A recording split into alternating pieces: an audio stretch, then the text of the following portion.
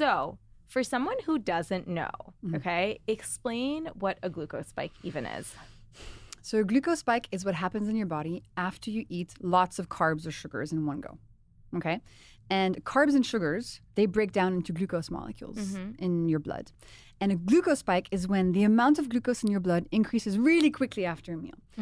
And this might sound like nothing, but actually it has consequences. Inflammation, faster aging, putting on fat, disrupting your hormones, impacting brain fog, et cetera, and creating a cravings roller coaster for the rest of the day. So my entire work is centered around teaching people about glucose spikes and giving you easy hacks to avoid them without going on a crazy diet, without cutting out chocolate cake and pasta forever, because we love carbs. But we need to learn how to eat them in a way that's going to be less damaging to our health. I couldn't agree with you more. And you already know this, but this is kind of what drew me to your work so deeply, because I think that people have just gotten sick and tired of diet culture. And honestly speaking, I hate diets. It's so stupid and it doesn't work. No. You're like fighting against your body when you can be working in partnership with your body. And I think that taking control of like blood glucose levels is the easiest way to do that, you know? And diets also, they're such a powerful way to control women. Yes. So, there's all that angle to which I find really interesting. If you're being told from the moment you're a teenager that the most important thing in your life is to make sure you lose 5 pounds before your summer bikini body, like you're not going to be thinking about what you want to do in the world, your passion, your projects, your goals, So I'm super excited you're talking about this because I think diet culture needs a lot of revamp. We need to push back against it a lot and learn about our physiology. Yes. Not do extreme diets after extreme diets that we just cannot sustain and that are actually not good for us. But in fact, learning how our biochemistry works and learning easy principles that will allow us to feel amazing, help all of our health issues without doing anything drastic. Yeah, I couldn't agree with you more. So talk to me then about the impact that blood glucose has on things like fat loss. Like, how does that mechanism even work? And also, what does it mean for women to control their blood glucose levels? Like, how can we do that in the easiest possible way? So the first thing I want to explain is what is glucose. For people who don't know, I think that's a key place to start. So glucose is your body's favorite source of energy. So every single cell in your body burns glucose for energy. So if you're listening to us right now, your brain cells are burning glucose to understand what we're saying. If you make a fist with your right hand, your finger cells are using glucose to contract. Every part of your body uses glucose. And the main way that we give this important glucose to our body is by eating foods, specifically by eating starches. So that's bread, pasta, rice, potatoes, oats, or sugars, anything that tastes sweet, from my favorite chocolate ice cream to an apple, okay? Starches and sugars turn to glucose in your body. So you might think, okay, I want loads of energy, so I should give my body lots of glucose. I should eat as many starches and sugars as possible. And actually, that's not the case. I love taking the example of a plant. Do you have a plant at home, Sif? Yeah, actually I do. Okay. Lots of them. Great. So you know that plants need some water to live, but if you give your plants too much water, Kills them. Exactly. The human body is the same. Some glucose, perfect, love it. Too much glucose, problems start happening. Specifically, these glucose spikes take place. And there are 3 main consequences of glucose spikes that everybody needs to be aware of. The first one is that they make you tired. Glucose spikes impact your mitochondria, which are the little factories in charge of turning that glucose into energy. And if you give them too much glucose at once, they kind of go like, TMI, cannot deal, going on strike. And so the factories in your cells that are supposed to make energy all of a sudden are not making energy anymore. So you're chronically fatigued. Second thing that happens is called glycation. Glycation is a process that starts from the moment you're born. And it's kind of like cooking. It's like what happens to a chicken in the oven when it goes from pink to brown. Human bodies are cooking constantly. And then once you're fully cooked, you die. I know this sounds really weird, but it's actually the scientific process.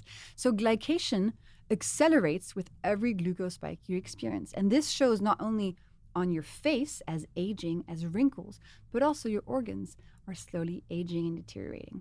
And the third one has to do with fat cells, as you were asking me. So your body, when you're having a glucose spike, your body knows this spike is not good for you. It's going to try everything it can to get that glucose level to come back down. And the way it does it is by sending out a hormone called insulin. We love insulin. She's amazing. She grabs all of the excess molecules of glucose floating around and puts them away into storage units, into your muscles, into your liver, and into your fat cells. So excess glucose is stored as fat, and that is one of the ways that you gain fat on your body, okay? So those are the three physiological processes. And then as symptoms, how do you really feel all this? So as I explained, chronic fatigue, main symptom of glucose spikes. Cravings, because after every spike, there's a drop in glucose levels, and that activates the craving center in your brain that tells you, Sif, eat some chocolate now. So your brain reacts to being on a glucose roller coaster by making you crave more carbs and more sweet foods to bring that glucose level back up. And then depending on your body, your health background, these glucose spikes can have an impact on your hormones. For example, if you suffer from PCOS, glucose spikes and lots of insulin is a key driver of that. They can impact your mental health. That's the reason I got into this in the first place, because I realized, the days where my glucose levels are unbalanced, my mental health is so much worse. And the days where my glucose levels are nice and steady, I feel amazing, right? So everything from hormones to skin to mental health to your gut to your energy to your sleep, everything is impacted by our glucose levels because it's such a fundamental process of the body. It's in every one of our cells, so any spikes get felt by the entire system. So I actually want to talk about the part that you said about cravings, okay? So have you noticed that when you are in the habit of having a ton of desserts, you kind of start to crave sugar more, and then when you taper that down, you kind of stop craving it as much? Isn't it interesting? Yeah, it's super interesting. Yeah. Is it to do with blood glucose levels as well? There's a few different things going on with cravings. So first of all, yes. So the more sweets you have, the more sugar you have, the more you're going to trigger these spikes in your body, which are going to lead to drops afterwards. And so 90 minutes after eating something really sweet, you're going to more sweet stuff. But also, there's another pathway going on. When you eat sweet foods, it's releasing dopamine in your brain. And that dopamine is the molecule of pleasure, and it's very addictive. So the more you eat sweet foods, the more you're going to crave more and more of that dopamine. And when you eat sugar, it impacts your gut bacteria. And then as your gut bacteria becomes a bit imbalanced, it's actually going to send signals to your brain telling you, eat more sugar, eat more sugar. So you have those three things going on. And when it comes to eating sugar, the worst thing you can do is having sugar on an empty stomach. So first thing in the morning, big glass of orange juice, granola, oats with honey, dead. So that's going to create a very big spike, and it's going to create a cravings roller coaster for the rest of the day. The best time to eat sugar is actually as dessert, as you said, because when you already have stuff in your stomach, the sugar, like the dessert, is going to arrive more slowly into your stomach and into your bloodstream, right? And you can also add some more hacks to that. For example, after the dessert, you could go for a walk so that your muscles soak up some of that glucose from the dessert. You could have a little vinegar drink before having that dessert. There's lots of things that you can do. But yes, sugar is highly addictive, but we can help to manage and taper that addiction by using the hacks. So then you talked about like people who have like granola or orange juice or, oatmeal with some honey in the morning. And these are kind of things that we'd been trained to eat when we were younger. Like, especially like, I don't know if you remember, but when like, I'm like a 90s baby. Same. And back then it was the food pyramid, and it was like 10 servings of carbs a day. Oh my God, insane. Yeah. But if someone is kind of in the habit of having like a sweeter breakfast, what can they do? Like, are there things that they can do to have something maybe savory before? Or like, what can they do? So first of all, if you feel amazing and you're like, my life could not be better, I could not feel better, and you're having a sweet breakfast, like, don't listen to me, right? Like, I have a lot of respect. But if there's something, a part of your physical or mental health that you wish could improve, then fixing your breakfast is going to be very key. So switching from a sweet breakfast to a savory breakfast is really what you want to do. But if you're so used to having that granola and eating, I don't know, some chicken feels impossible, which I understand. The first step you can take is exactly as you mentioned, is to have something savory before the sweet food. So for example, 2 soft-boiled eggs with some sea salt before you have the granola, right? Or a Greek yogurt before you have the orange juice. Or if you can, and this is what I recommend, really try to have only savory things in the morning, and then all the sweet food that you like, have it for dessert after lunch. Just sort of delay the breakfast food to later in the day to dessert after your next meal. That's going to help you get all the dopamine from it still, but with less impact on your glucose levels. Yeah. And other ideas for breakfast, like I love leftovers. leftover chicken with rice and a sliced avocado. Or when I'm here in LA, I love the fish cakes from Erewhon. So I have the salmon fish cakes in the morning with some green beans and some Parmesan. You know, like think about your breakfast as you would any other meal. Yeah. The idea that we should eat dessert for breakfast, which is what we've been trained to do. It's crazy. It's bullshit. It's just an invention of the food industry to sell you really cheap, really addictive food. Yeah. Also, when I used to do that when I was younger, I remember feeling so fatigued. Like this was when I was in high school, you know, like if I'd eat something like sweet in the morning, like cereal before running out the door, I'd notice this like massive energy crash like a couple of hours in. 10 a.m. Yep. It's just, you're not even that productive. No. So there's like a way to do this. And like, I'm with you. I personally love having like lunch foods for breakfast. Yeah. Or like dinner, like leftover things. Like today I had like a beef hash with like 2 eggs I threw in. Yum. And I was like, it was so good. Yeah, so good. And it's filled with protein. And so I have all this energy to sustain me for hours and hours. It's so much better. So much better. But you know, when we were young, I used to feel the same. I grew up eating a Nutella crepe and orange juice for breakfast. And that 10:30 crash at school, I thought it was normal. Yeah, I know. I was like, oh, this is just life. 10:30, you're super hungry, so hungry your stomach hurts and you can't focus in school. It's like you don't realize there's a complete other world waiting for you if you just change your breakfast. And that's why that's the hack that I recommend everybody starts with, because it's just so powerful. It is so powerful. Like you have energy, you're clearer. Like, I don't know, you feel like sparkly. Yeah. You know? Totally. This one woman in Sweden told me that she feels like when she has a savory breakfast, she has eagle energy, which I thought was cool. That's beautiful. But really, it transforms your day. It really, really does. And I know it sounds a bit difficult, but even if you just have, for example, a Greek yogurt with some almonds and some berries, you can have some whole fruit in the morning. It's sweet, but it's okay. The whole fruit is okay. Even just try to have that and see how much better you feel. Yeah. Okay. So I was just in Courchevel. I was telling you off air, but they have obviously incredible croissants. And I was there for like such a short period of time, but I was like, okay, like I'm not just going to eat this first thing and like shoot myself in the foot, you know? So it was always like have some eggs and some sausage and some vegetables and then have the mini croissant and then go ski. Perfect. Like, you know? Perfect. You're doing the hacks.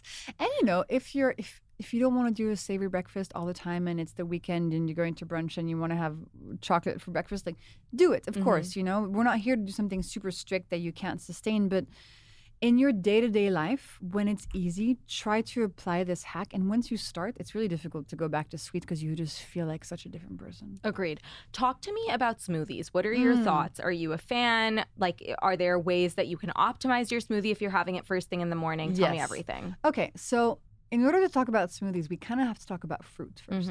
So a lot of us believe, and I used to believe this as well, that the fruit that you find today at the supermarket is natural. You see an apple or banana, you're like, oh, you know, this is nature's bounty. What a beautiful natural thing. And actually, when you look at the research and what's really going on with fruit, you realize that none of the fruit in supermarkets today is natural. Humans have been breeding for thousands of years, gray wolves into chihuahuas, ancestral bananas into modern bananas, right? We have created these new breeds of animals and of plants to suit our needs and our taste. So if you look at a banana from way back, it's very small, it's full of seeds and fiber, and it's not very easy to eat, and it's not that sweet. You look at bananas today, they're extremely sweet and extremely easy to eat. That is because of human engineering. And we're not talking like lab, like GMO stuff, just simply crossbreeding different plants that have the specific characteristics that you want to encourage.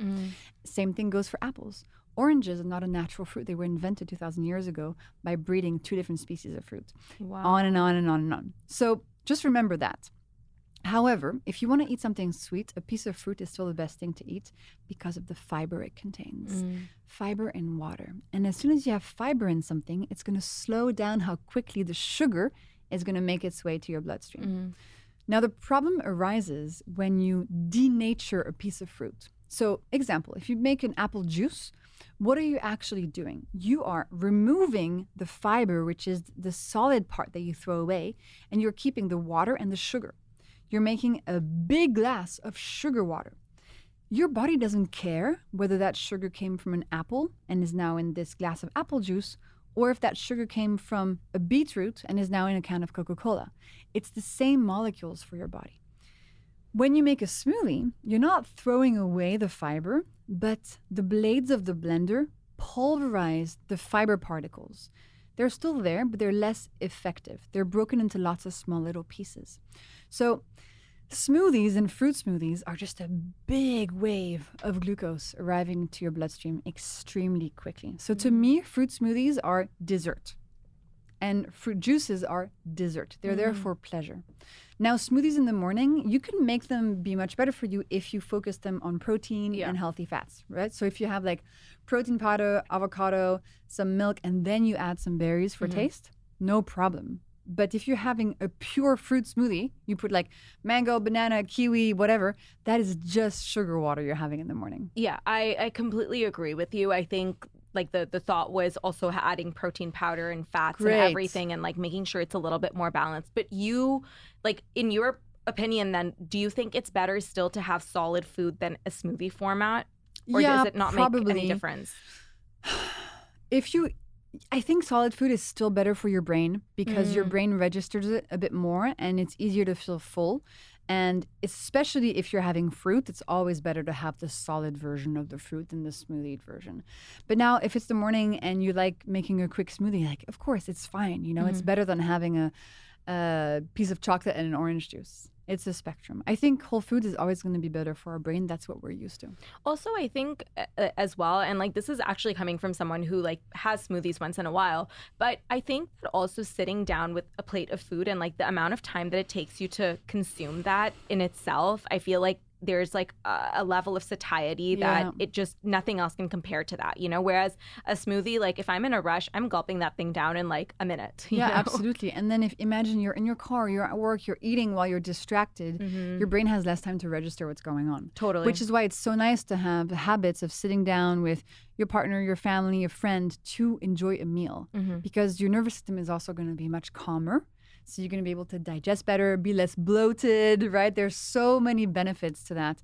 And in Europe, we have a really good culture of sitting down as a family for dinner, which I think, you know, is not that common everywhere else because we're so used to just watching TV while we're eating or eating on the go in 5 minutes by ourselves. Yeah, I completely agree with you. So we touched on this very quickly towards the beginning of the conversation, but you were saying that glucose spikes also have an impact on hormonal health, especially for women or like women who struggle with PCOS. Can we talk about that a little bit more? For sure.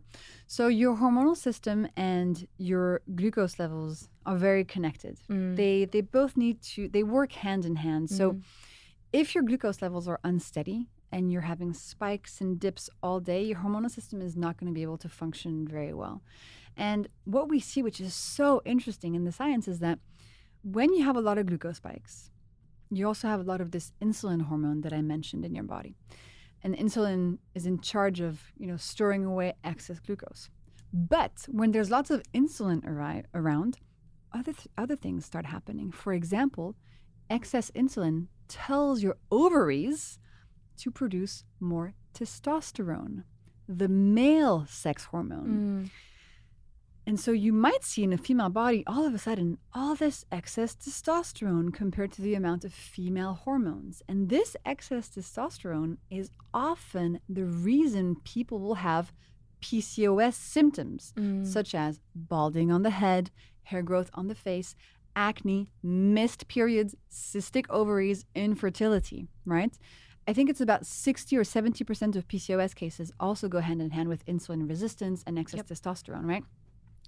So a common way that PCOS symptoms are managed is by giving the person the birth control pill. Why? Because the pill contains female hormones. And so in a female body that has loads of testosterone, taking the pill is going to rebalance things out a little bit. So the symptoms are kind of going to go away, but you're not solving the underlying issue. So then when you stop taking the pill because you want to stop being on birth control or you want to have a kid, then all of a sudden, bam, testosterone again is much higher than the female hormones. Therefore, you're not ovulating, you're not able to get pregnant. What we really need to do is look at the underlying cause of this excess testosterone and address it. And often, this is simply by thinking, okay, excess testosterone is caused by these excess insulin, and excess insulin is caused in part by these glucose spikes. So if I reduce the glucose spikes, the whole chain improves. insulin reduces and testosterone reduces. And I hear this every single day in my readers in my community. Females who were told they had PCOS reduce their spikes with the hacks, and then the symptoms go away, right? PCOS is not a genetic disease you can't do anything about. It is very much caused by the way we are living. So you think, or I know that it is reversible in that case, correct? Absolutely. Absolutely. Yeah. And I think that gives people a lot of hope, because it's, when something like this happens to you, you can feel kind of so out of control with what's happening, but knowing that there are certain things, like measures that we can take to still real things and put them in our control is comforting, in my opinion. Absolutely. And I think also we get lost because when you see a doctor's job is to diagnose the condition and give you medication. Totally. That is their specialty. And they're really, really, really good at that. But we also need to complement this expertise with expertise from people who understand how to solve the underlying chronic lifestyle issue. And that's generally not your doctor who's going to tell you that, because that's just not what they were trained in.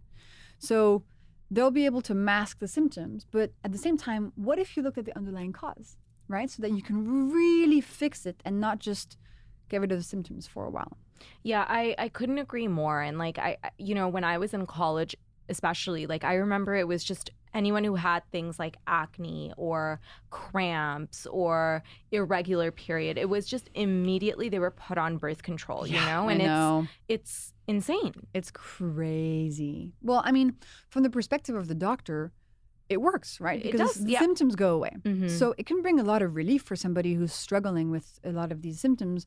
But I think it needs to also go hand in hand with thinking, okay, wait a minute. Why did this even happen in the first place? Because the doctors often cannot answer the question of why is this happening. They'll just say, listen, this testosterone value is up, so I'm going to give you the pill and it's going to go away, right? But yet then you also have to do your own research, which is tough. Yeah. And see if you can fix it, because that's going to bring you true long-term health and true long-term freedom, because we don't want to be on birth control for our whole life. Agreed. Right? And that's kind of, I see my work as being complementary to what doctors do. I'm a scientist and I just explain to people how their body functions, and we can work hand in hand to give you maybe a short-term medication solution if you need it with your doctor, and also fix the underlying issues so that you can feel your best. Love that. So we discussed like a couple of different hacks, which is savory breakfast and when to time your dessert. Yes. What other hacks can you share? So say someone is like suffering from PCOS and they are really wanting to make the right choices in their diet and like try to rein in their blood glucose levels. So what do you recommend? Savory breakfast, absolutely. Timing of sugar, very important. Then another one that's really powerful is eating veggies at the beginning of your meal. So for lunch and for dinner, I recommend starting your meal with a plate of vegetables. And then you eat whatever meal you usually eat. Now, why do we do this? Because veggies contain an amazing substance called fiber. And fiber, when we eat it at the beginning of a meal, has time to go and coat our upper intestine and create this sort of protective mesh. Okay, the fiber sort of deploys itself onto the walls of your intestine and creates this shield for you. And then anything you eat during the rest of the meal, if it contains glucose, those glucose molecules are not going to be able to go through as quickly from your intestine to your bloodstream because of that protective fiber mesh. So you don't have to change what you're eating. Just add the veggie starter, eat what you usually would, and your glucose levels are going to improve. And that's the key, right? We're not restricting, we're not cutting out stuff, we're actually adding food in, which is amazing. So that's a good one. Another great one that has really cool studies on it is vinegar. So this hack is, before you eat any starches or sugars, have a tablespoon of vinegar in a big glass of water. And it can be any kind of vinegar, apple cider, white wine vinegar, whatever. And vinegar contains a very cool molecule called acetic acid. And acetic acid slows down how quickly starches and sugars turn to glucose molecules into your bloodstream. So again, we're slowing down digestion, we're slowing down the arrival of the glucose molecules into your bloodstream so that you can keep eating the way that you usually eat and also improve your glucose levels. And so what happens when you do this? Your energy is going to improve. Your cravings are going to reduce. So you're naturally not going to want to eat as many cookies as before. Your brain is going to be clearer. Hormones are going to rebalance. You're going to sleep better. And you end up in this very virtuous, really amazing cycle where you haven't changed that many things about what you're eating, right? Savory breakfast, putting dessert instead of as breakfast. So never having sugar on an empty stomach. Veggie starter and vinegar. Those are the main ones I recommend people start with.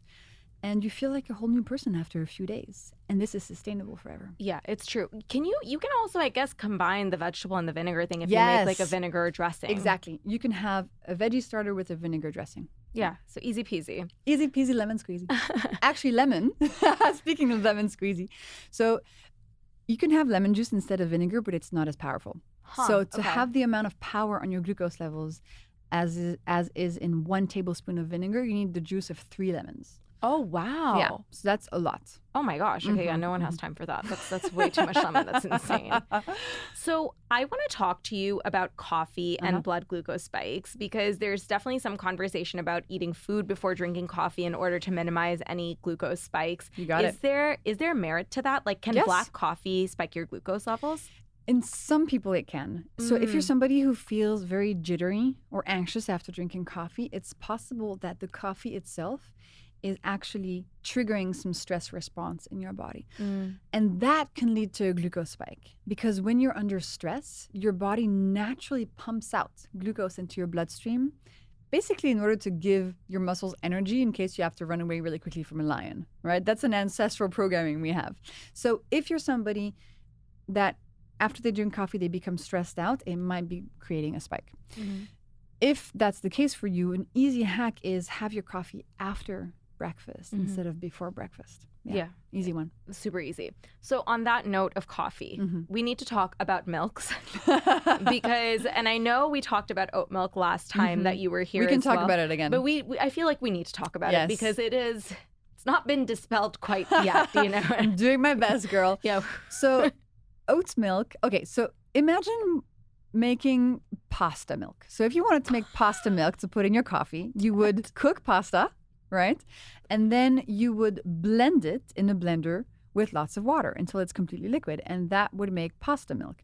Now, nobody uses pasta milk, but having oat milk is kind of the same concept. You're just turning these oats into this liquid juice, this liquid starch. And so because oats and pasta are 100% glucose, when you drink oat milk, you're drinking basically glucose juice. So of course, oat milk is going to create a big spike in your body. Now, while I do not recommend it, I understand some people just cannot live without oat milk. If that's the case, have it after breakfast instead of before, and use some other hacks. For example, go for a walk afterwards. But a much better milk for your glucose levels will be unsweetened nut milk, almond, macadamia, pistachio, coconut, or just regular milk. Like I just drink full-fat dairy. I handle dairy very well. Great source of protein, great source of fat, no glucose spike. Yeah, I couldn't agree with you more. I feel like if I'm gonna have give myself a glucose spike, right, I'd rather get it from like a dessert or like, you know what I mean? Like something that I'm like sitting and like enjoying for like a long period of time. And I think that the thing with oat milk is that people think that they're doing something like healthy. And my thing is that if you have the knowledge and then you choose, absolutely go for it, go off, you know? Yes, but you don't want to be tricked. Exactly. Like everybody knows that if you eat chocolate, it's for enjoyment and pleasure, right? Or if you eat a donut, everybody knows that. But the thing that drives me mad are all these products that are disguised, you know, that people believe are healthy. So fruit smoothies, fruit juices, those little shots you can buy at the coffee shop that have like turmeric and ginger, but also like 15 grams of sugar in them. It's insane. Oats milk, etc. People want to be healthy, right? They want to be healthy. And so when they choose these items, they think they're doing something good for their body. We have to remember that. Nobody's trying to hurt themselves on purpose. But I want to dispel all these myths and actually show you that is just marketing. Those companies just want you to buy their product. Yeah. So we have to counteract that with information. And of course, if you know oat milk gives you a spike, but you still drink it, be my freaking guest. If you know the truth about it, then you can make the decision. Absolutely. It's just having the knowledge. Yeah. Okay, so I want to talk about starchy carbs, okay? So are there certain starchy carbs that are better than others? Like is sourdough bread, for example, better than other kinds of bread? Like let's talk about that a little bit. Or like kinds of rice. Like is brown or black rice better than white rice? Like give us the whole breakdown. Okay, so I will preface this by saying that I don't really like doing this because I don't want people to think, okay, I'm going to optimize and have, this particular version of bread versus this particular one. Like, it's just bread. It's always bread. Yes, sourdough is better for you than white bread, but it's still bread. Yeah. Have it with some protein, some fat, some fiber. Totally. On the rice and on the pasta, the whole wheat or the white rice versus brown rice, no difference in your glucose levels. No difference. Pick the one you like. Same goes for gluten-free pasta, for example. Pick the one you like. It's not because the pasta says, whole grain on it that all of a sudden it's broccoli. It's still pasta. So pick the one that you like best. And just remember, that is starch. It's going to turn into glucose. So use one of the hacks. Have the veggie starter first, for example. But I have some cool graphs showing you how little of a difference that makes. And also for things like sugar, white sugar versus brown sugar. You would think, or coconut sugar. You would think, if it's brown sugar or coconut sugar, much better for me, right? It's basically a vegetable. No, it's still the same exact molecules. They have just been tinted in the process to look healthier. Coconut sugar, a big myth that coconut sugar somehow is better for you and has lower glycemic index. It's not true. It's just sugar. So it's like literally the same. It is the same. Okay. It's the same molecules. There's no difference. Honestly, though, this kind of information is quite liberating because then you can just go out and like have the thing that you want to just enjoy, yes. versus like feeling like you're making a compromise and doing something good for your health, but at the end of the day, it like surmounts to like the same. For example, having a vegan, gluten-free, coconut sugar-based brownie versus the brownie you like. Actually, have the brownie you like because the vegan, gluten-free, coconut sugar brownie could actually be worse for you. It's not because it's vegan or gluten-free or, made with 100% real fruit that it has any different impact on your body necessarily. So don't fall for these labels.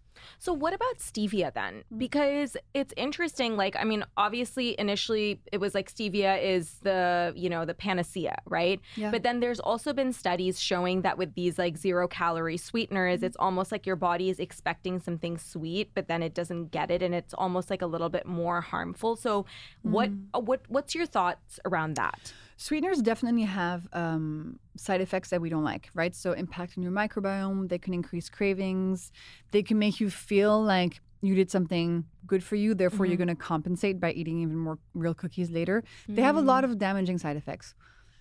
That being said, real sugar has these damaging side effects times 10, okay? So I really hope people do not switch from Coke Zero or Diet Coke to real Coke, okay? Yes, sweeteners are not great for you, but they're actually better for you than 25 grams of real sugar. Yeah.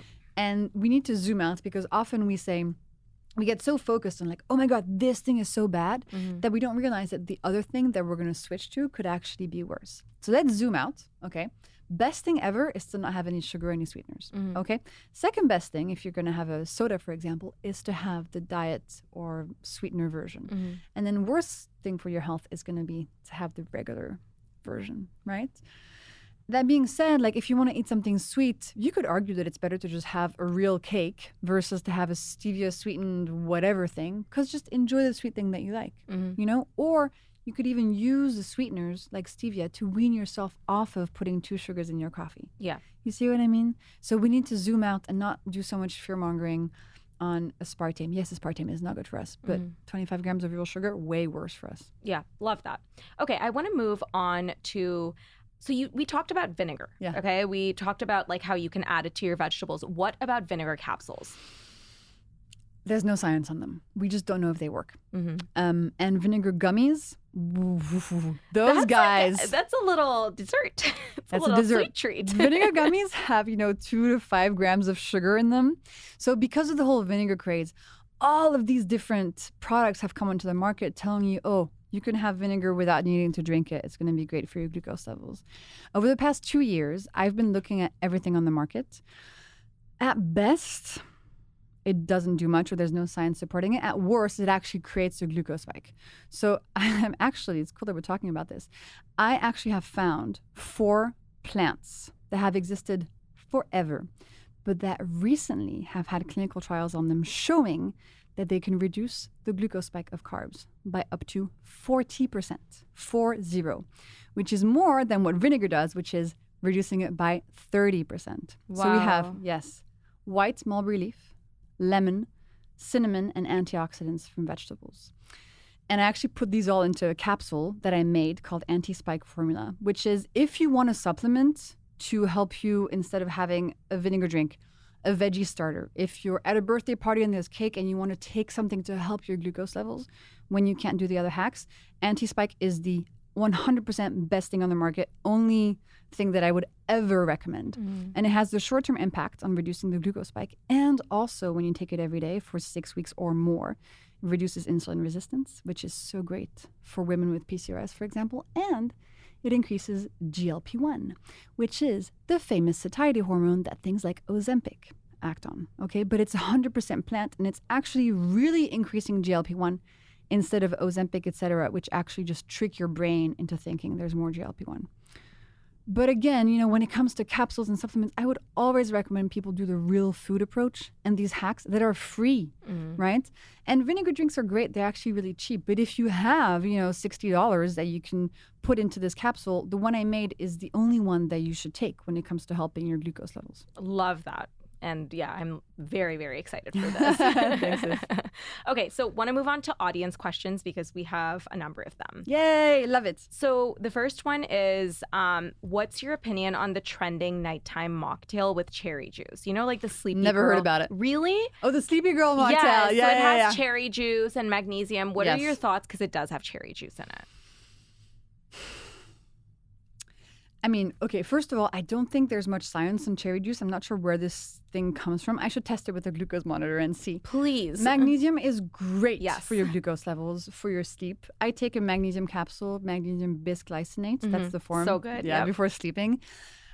Listen, if it floats your boat and you want to try it, go for it. I don't think it's going to do much, but if you drink sugar right before going to bed, generally that's going to create a glucose spike and then a glucose drop.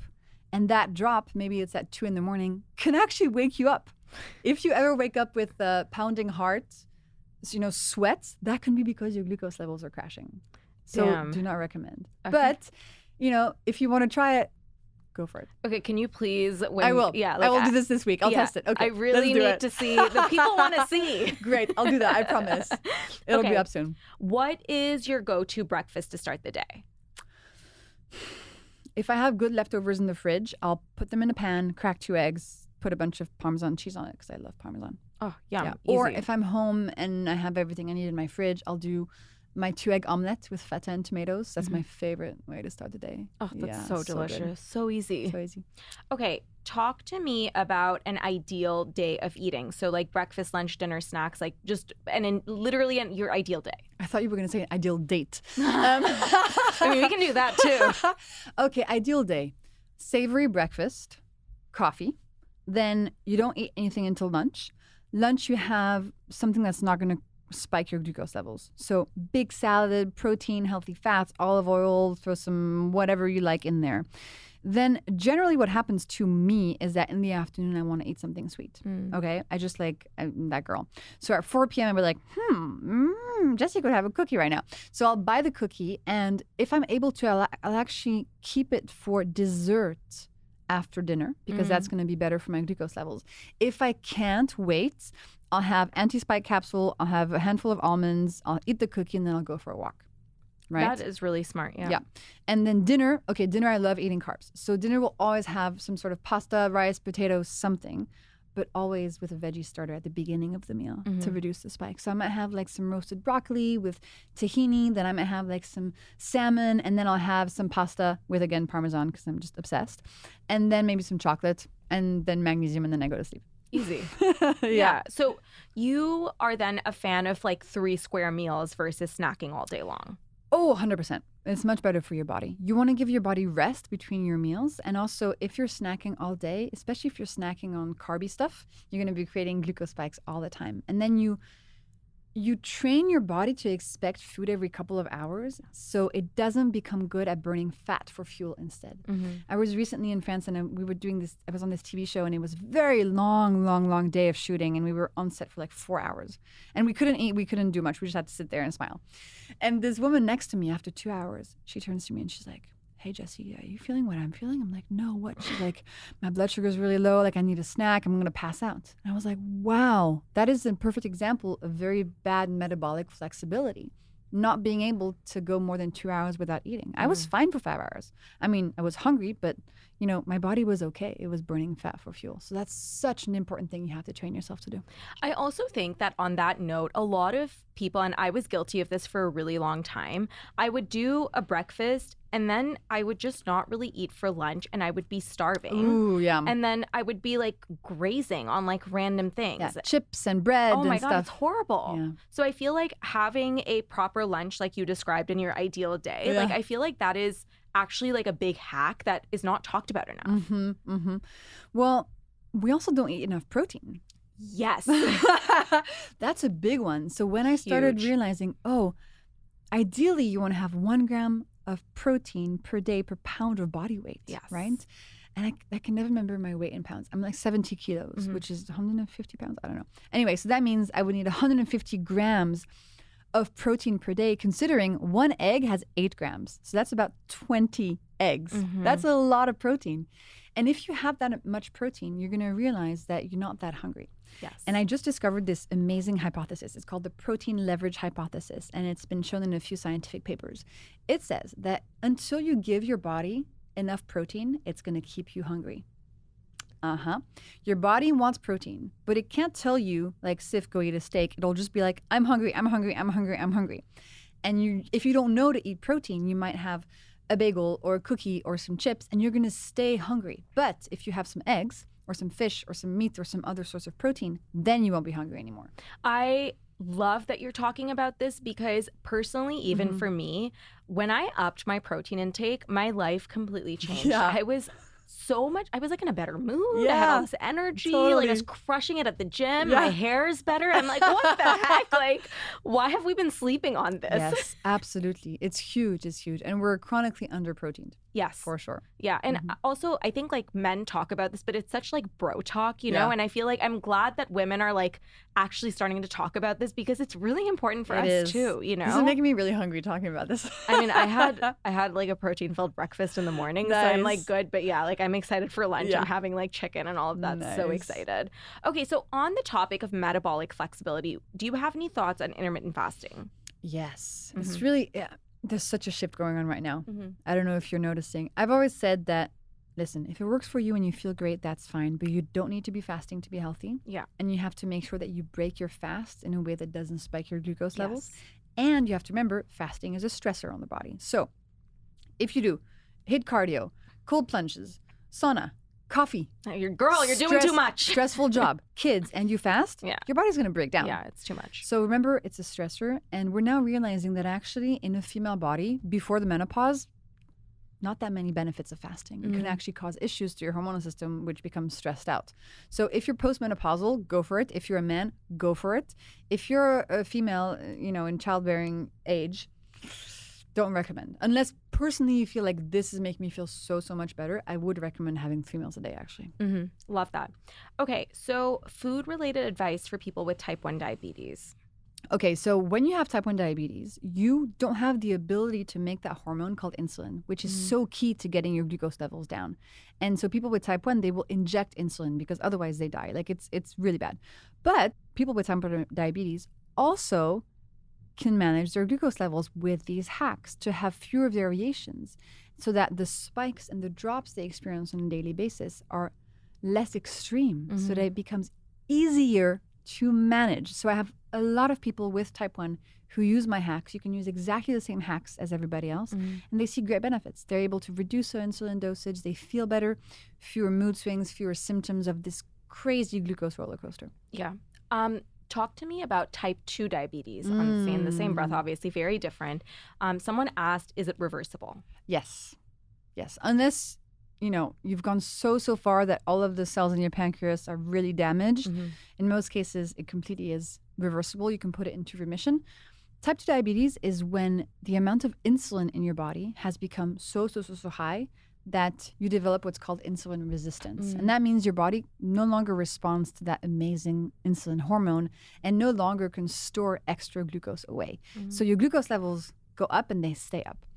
How to put type 2 diabetes into remission? Use the hacks. reduce your glucose spikes, which means your insulin levels are going to reduce, which means over time your fasting glucose is going to reduce.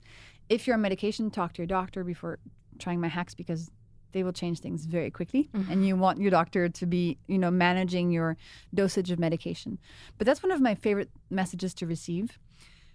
My readers will say, Jessie, 2 months ago, look, my lab test said I had 150 milligrams fasting glucose. And now 2 months later, I'm at 98. And my doctor cannot believe it. Doctors are often like, what did you do? Because they're so not used to seeing this kind of remission because they're used to managing type 2 with medication for life. But actually, yes, medication can help you, but you can fix it from within as well. Yeah, absolutely. Love it. So empowering. Jessie, this has been awesome. Tell everyone where they can find you. Thank you, Sif. Glucose Goddess on Instagram is really where it's at, or glucosegoddess.com. You'll find my books, which can help you with all of this. You'll find I have lots of free guides, free recipes. My recipe club, Anti-Spike, is also there, which I'm so excited about if you want extra help. Oh my God, I'm so proud of you. Thank you for coming on. Thank you. Thanks, girl.